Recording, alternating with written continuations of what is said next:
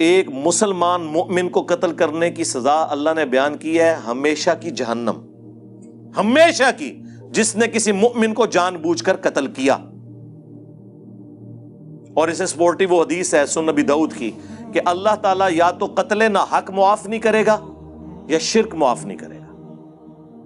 ہاں جی، شرک بھی معاف نہیں ہونا، ان اللہ لا یغفر ان یشرک بہ ویغفر ما دون ذلک لمن یشاء، لیکن اس میں بھی اللہ تعالیٰ نے فرمایا تھا اللہ شرک کے گناہ کو نہیں معاف کرے گا، دنیا میں نہیں، آخرت میں۔ دنیا میں تو اگر کسی نے شرک سے توبہ کر لی اللہ تعالیٰ اس کے گناہوں کو بھی نیکیوں سے بدل دے گا، سورۃ الفرقان آیت نمبر 70۔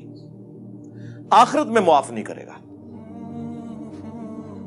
اور ساتھ آیا تھا کہ اس کے علاوہ جتنے گناہ معاف کر دے گا وہ بھی جس کے لیے چاہے گا۔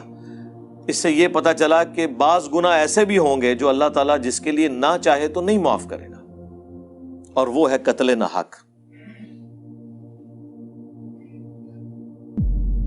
یہ کہتے ہیں جی یزید مواحد تھا، ہاں قتل نہ حق بھی معاف نہیں ہونا۔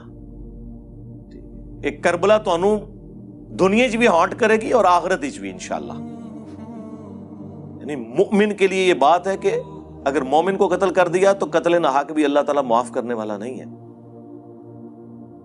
اس کو تو چھوڑ دیں، جو قرآن کی آیت ہے سورہ المائدہ کی آیت نمبر 32، اس میں تو اللہ تعالیٰ نے فرمایا کہ صرف 2 ایکسیپشن ہیں، یا تو فساد فی الارض یا قتل کے بدلے قتل، وہ بھی جوڈیشری کے تھرو۔ اگر ان 2 ایکسیپشنز کے سوا کسی بھی شخص نے دوسرے شخص کو قتل کر دیا گویا اس نے پوری انسانیت کا قتل کر دیا۔ اور پھر ساتھ یہ ہے جس نے ایک جان کو بچایا اس نے پوری انسانیت کو بچا لیا۔ جان کی بات ہو رہی ہے، مسلمان غیر مسلم کی نہیں، کوئی بھی جان ہے، خواہ مسلم تھا خواہ غیر مسلم۔ لیکن یہ سورۃ المائدہ میں آیت نمبر 32 لکھی رہ گئی، پریکٹیکلی کوئی عمل نہیں ہو رہا۔ اس کو سپورٹی وہ صحیح بخاری کی حدیث کہ اگر کسی نے کسی ذمی کافر کو جو مسلمان حکومت کے اندر ٹیکس دے کر رہ رہا تھا، جزیہ دے کر، ناحق قتل کر دیا، قیامت کے دن وہ جنت کی خوشبو بھی نہیں پائے گا، حالانکہ جنت کی خوشبو 40 سال کی مسافت سے آ رہی ہوگی۔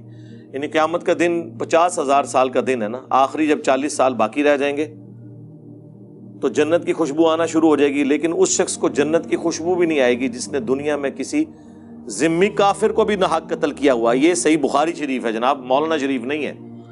مومن کا قتل تو چھوڑ دیں سرکار، وہ تو اتنی سخت احادیث ہیں۔ جامعہ ترمذی میں حدیث ہے کہ نبی علیہ السلام نے فرمایا کہ ایک مومن کا قتل اللہ کے نزدیک اس سے بڑا جرم ہے کہ کوئی شخص پوری دنیا کو برباد کر دے۔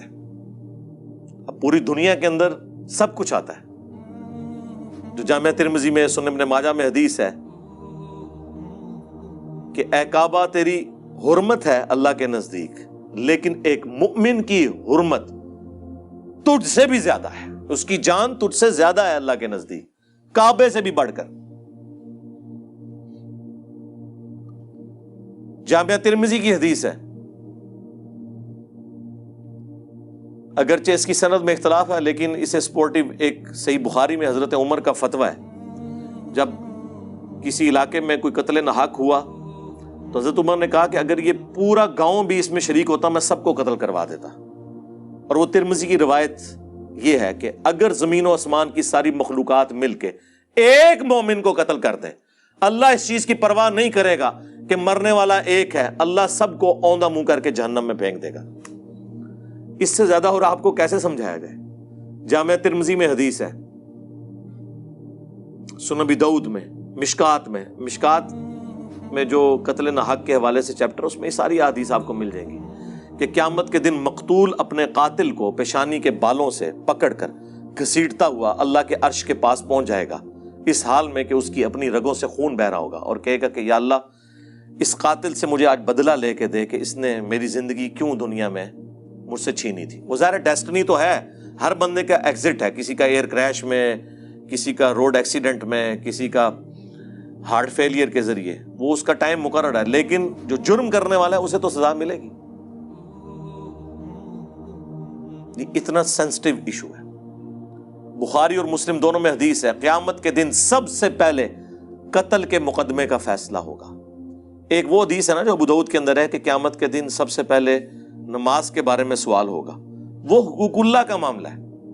اللہ کے حقوق جب ڈسکس ہو رہے ہوں گے نا تو پہلے نماز کے بارے میں سوال ہوگا. اور وہ حدیث تو ابو داؤد کے اندر تھی, یہ حدیث بخاری اور مسلم دونوں میں ہے کہ قیامت کے دن سب سے پہلے قتل کے مقدمے کا فیصلہ ہوگا.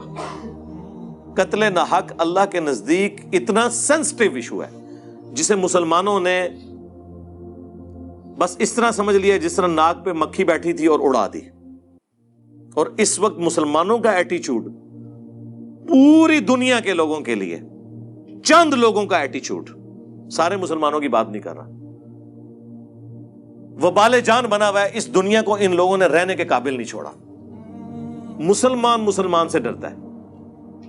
آپ کسی پبلک پلیس پر پاکستان میں رفع الیدین سے نماز پڑھ رہے ہیں, آپ کو یہ خطرہ نہیں ہے کہ وہاں جو صفائی کرنے والا کرسچنز میں سے کوئی ہے وہ آ کے آپ کو جھاڑو بھی مار دے, یا پاس سے کوئی ہندو گزر رہا ہے تو آپ کے اوپر اٹیک کر دے.